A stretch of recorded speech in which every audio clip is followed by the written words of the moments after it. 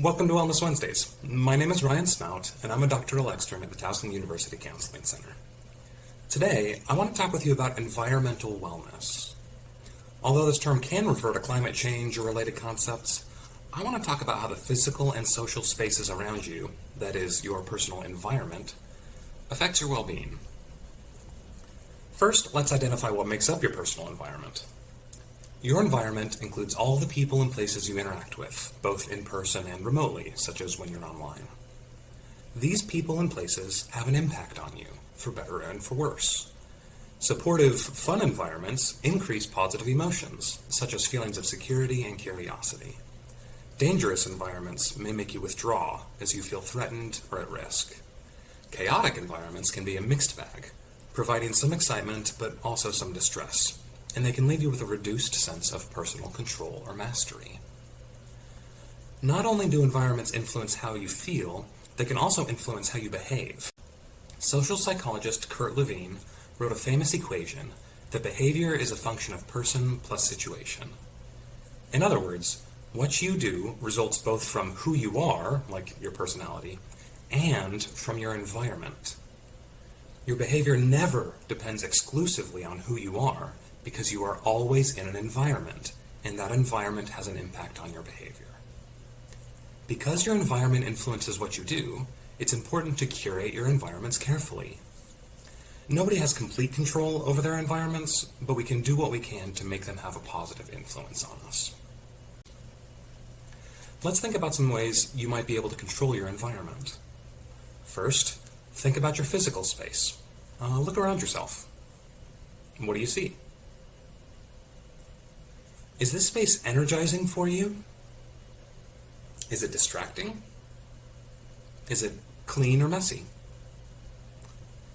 Does it help you accomplish your goals, or do you have to fight against some of the things you see in order to stay on track? Most people find that certain things about their physical environment help, but others might not. Is there one thing you wish were different about your current physical environment? What would it take to change that thing? Of course, if you're at home, you'll probably be able to make more changes than if you're out. Next, think about your social space. What people or social influences surround you? Are they your friends and family? Do you also have roommates or teammates? Who else? Your social environment includes the online social connections you interact with, even if that connection is only one directional from them to you.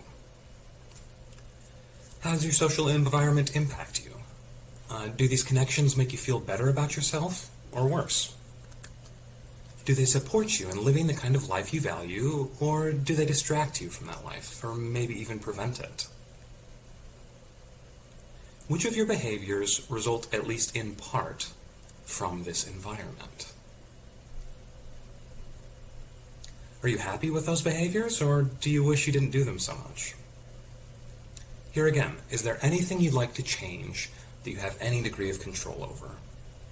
You can't control other people, but you can advocate for yourself, or leave bad influences behind, or try to spend more time with good influences. If you were to make one change in how you interact with your social environment, what would it be? I invite you to think some more about how your environments are shaping your feelings and behavior. Then work to build an environment that supports you in your goals. As you improve your environmental wellness, you may find that it becomes easier to feel better and to do more of the things you want to do with your life. And of course, if you have any questions about how to improve a negative component of your environment, consider coming in for a same-day appointment at the TUCC. We might be able to help.